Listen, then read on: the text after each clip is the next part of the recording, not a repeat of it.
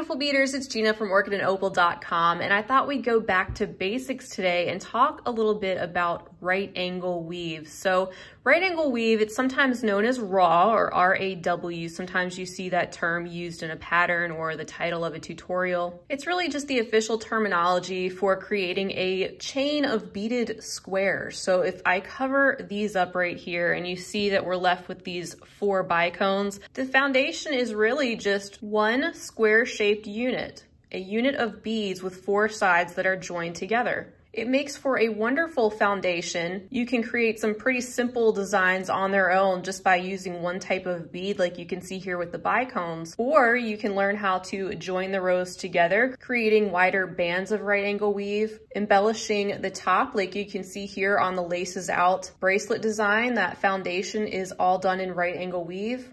And here you can see it's actually the basis of the princess cut bracelet design, where this actually becomes 3-dimensional, uses 2 whole beads and a variety of different things. So it's a very simple but very important and effective bead weaving stitch to know and to love and to learn. So some of you may already know you can create right angle weave designs with 1 needle or 2 needles. We're gonna just tackle 1 needle today to keep things really simple. And you can also create right angle weave by using more than 1 bead on each side. For example, you could do other equal amounts of beads on each side, creating squares of say 2 or 3 seed beads per side.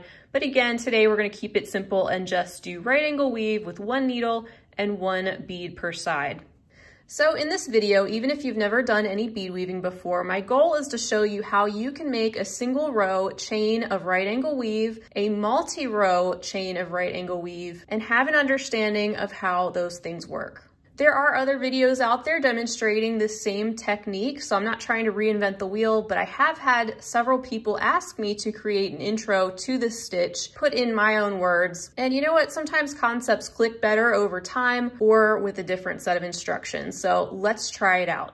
First, I'd like to touch on the materials, and rather than go into detail in this video about all the different types of possible materials you could use and what I like and don't like about each one, I'm just gonna share with you what I would highly recommend you start out with, especially if you're new and have never done this before. So my favorite thread to use is the Fireline, specifically the 6-pound or 0.006 inch diameter. This is in millimeters. But something to note, this is not monofilament fishing line. This is a fused thread that just happened to be developed for fishing, and it works great for beading. So don't get confused. This is not the clear fishing line. I do not recommend that at all for bead weaving, but that's a topic for another video. So make sure you're using beading thread, and also a good standard size needle to use would be a size 10 beading needle. As far as beads go, when you're doing the right angle weave, I highly suggest you go with beads that are as uniform as possible. And that is because with the right angle weave, when you're creating a chain of beads like this, 1 unit of 4 is going to affect the next unit and each subsequent unit after that. So if you're using seed beads that are really wonky and all over the place, especially in a more precise design, that could have an effect on your right angle weave design that you're creating. So go with the higher quality Japanese glass seed beads if you can, a Toho or a Miyuki brand. Czech fire polish beads are excellent to use, as well as pearls. And of course, Swarovski pearls and bicones are very uniform as well. So if you're looking for a more precise design, you're gonna wanna use more precisely cut beads.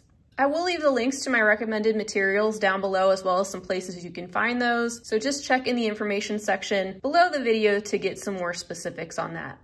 All right, let's start this demonstration by making a single row of right angle weave and learn how to get that started. So the first thing you want to do is make 1 complete unit of 4 beads. So that's what we're going to pick up. We're going to pick up 4 of these using 4mm fire polish today because they have a tendency to work a little bit better in a tutorial like this due to their shape. They're going to be nice and uniform, first of all.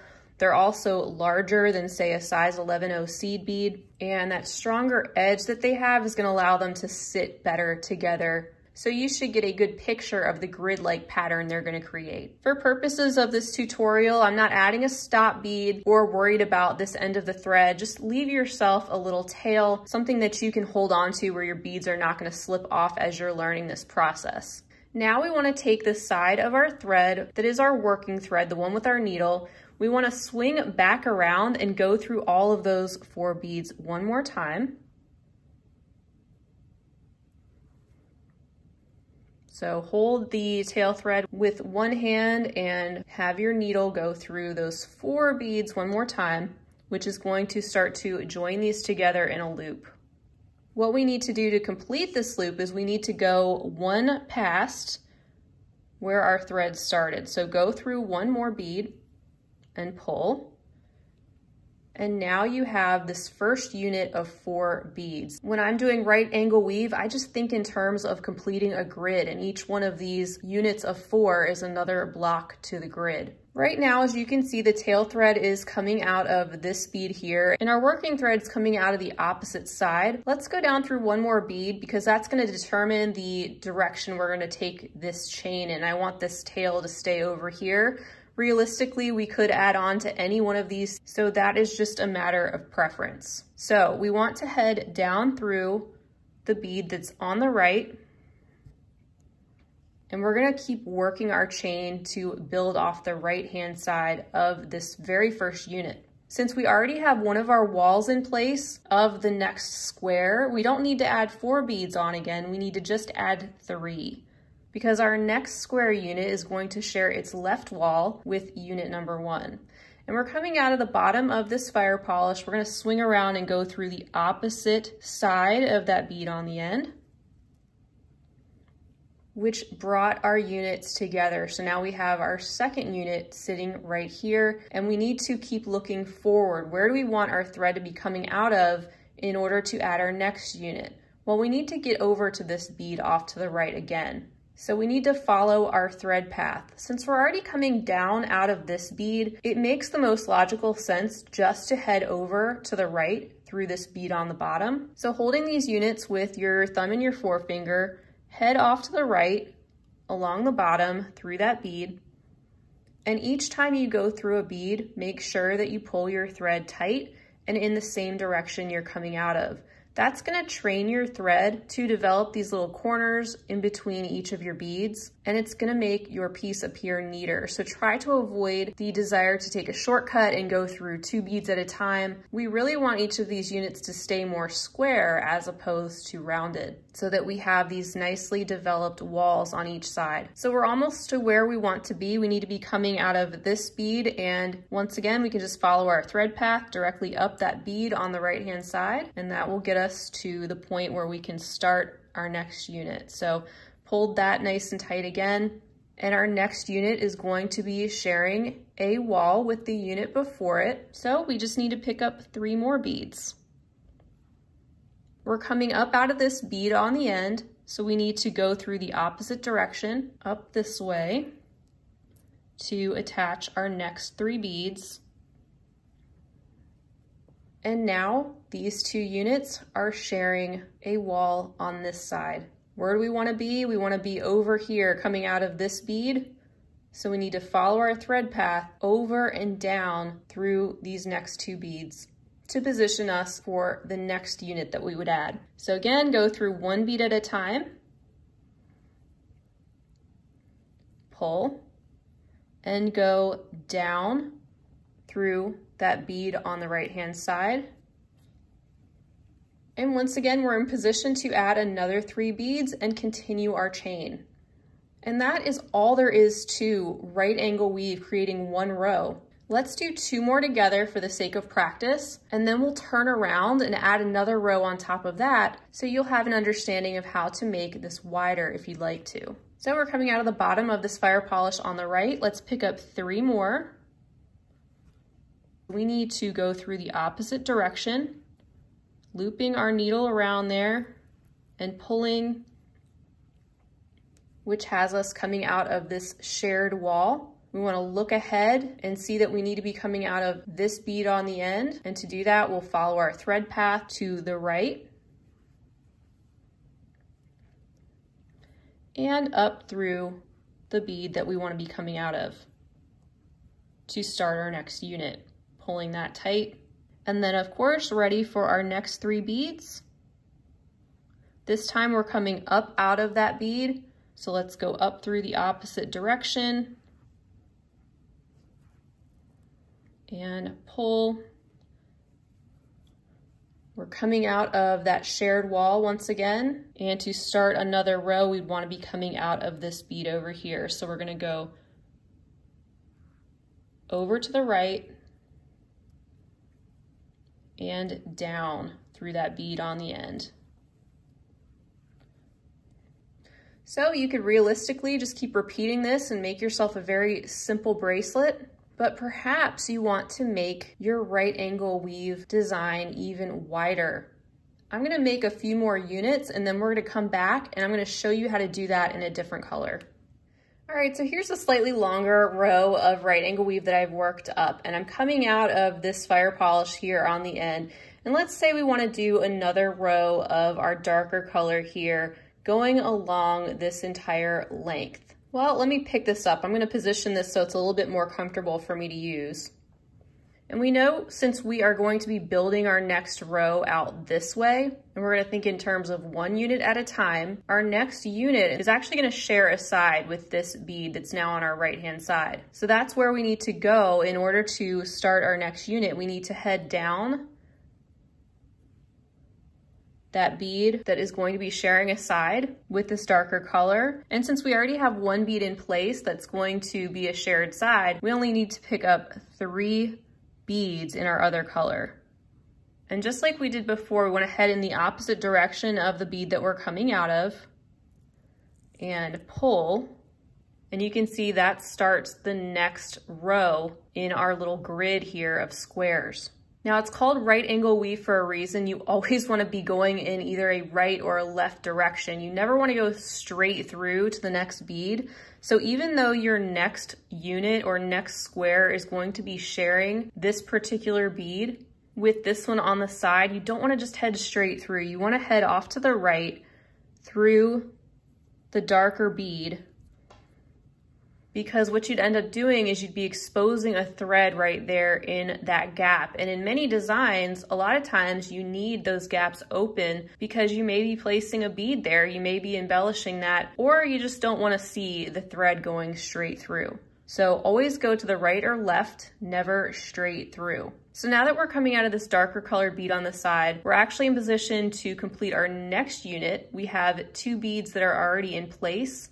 So this time we actually only need to add on 2 more beads to complete our next square. So let's pick up 2 more. And this time we're gonna head back through that red bead there. That's going to be another shared side. It's going to be on the left-hand side of our next row here. And there is the basis for our next unit. Now we just need to figure out where we need to be, which is over in this vicinity so that we can start our next unit. So once again, you don't wanna go straight through. You need to go either right or left.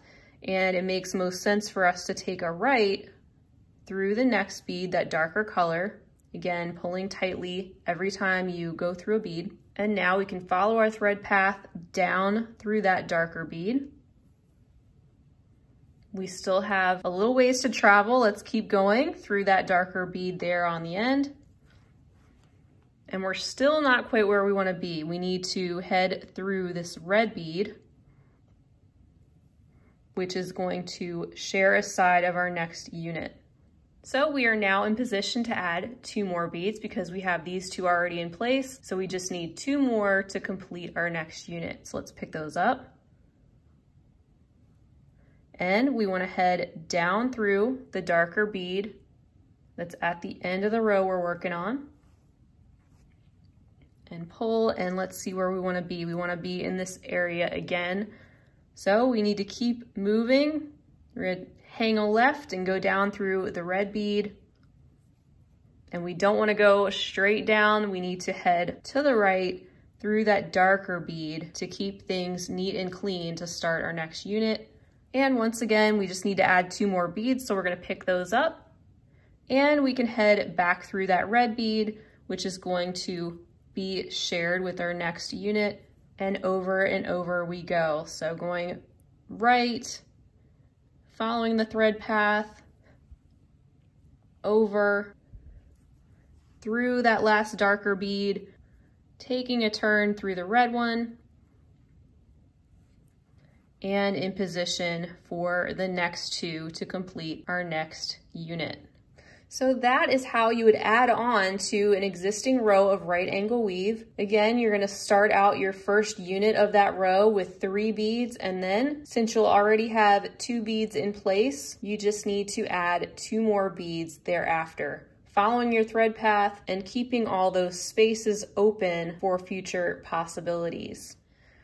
All right guys, so fast forwarding a little bit, I started on a 3rd row just to give you guys an idea of what that would look like. So again, just continuing on with the 2 beads, adding on to the top of the 2 rows that are already in place, and always either going in a right or a left type of direction, never straight through, and just going around and around these beads, following our thread path until you get your right angle weave, the length and the width that you want. Really, the sky is the limit. And like I mentioned before in the beginning of the video, this opens you up to so many different possibilities. Look at all these spaces in between the beads, where you could then go back and add something else in between or add something over top, add a fringe around the side, almost a limitless number of possibilities.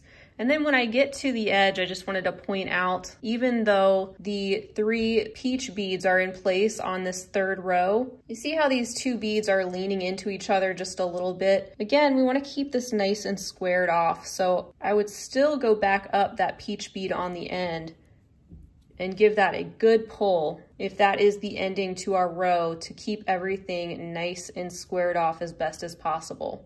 So there you have it, guys. I hope that was a easy to understand basic intro to right angle weave, how you complete 1 row by starting with just 1 unit of 4 and having the option or ability to build onto that to make your rows even wider and of course as long as you want. The sky is the limit. As with everything that you do, especially with bead weaving, practice, patience, and persistence will be the keys to your success, and don't be afraid to make mistakes. Don't be afraid to have to take it apart and start over. They're just beads. That's something I love about beads. You can reuse them pretty much as you want. So now that I've been able to demonstrate the right angle weave method for you, be on the lookout for future videos that are going to discuss some offshoots of the right angle weave, specifically cubic right angle weave or CRAW, and prismatic right angle weave or PRAW, also referred to as PRAW, where you can learn to take this concept and build upon it and make some 3-dimensional and even more complex looking designs. So again, just check below the video if you're curious as to where to get that Fireline. I'll link to specific places that I recommend getting that, as well as beading needles, and especially some of these more uniform fire polish beads or more uniform seed beads or bicones that are great to work with and great to practice with in so many different applications. I want to thank you guys so much for being with me for another tutorial. I always really appreciate having you. Feel free to leave me a comment down below, and I hope you'll stick with me for much more to come. Until next time, I hope you have a wonderful rest of your day, and as always, happy beading. If you enjoyed this video, don't forget to give it a big thumbs up. For more content like this, don't forget to subscribe and hit the bell to be notified of my latest videos. You can check out the information section below this video for links to all my social media handles, recommended products, and my shop and blog at orchidandopal.com. Thanks for watching.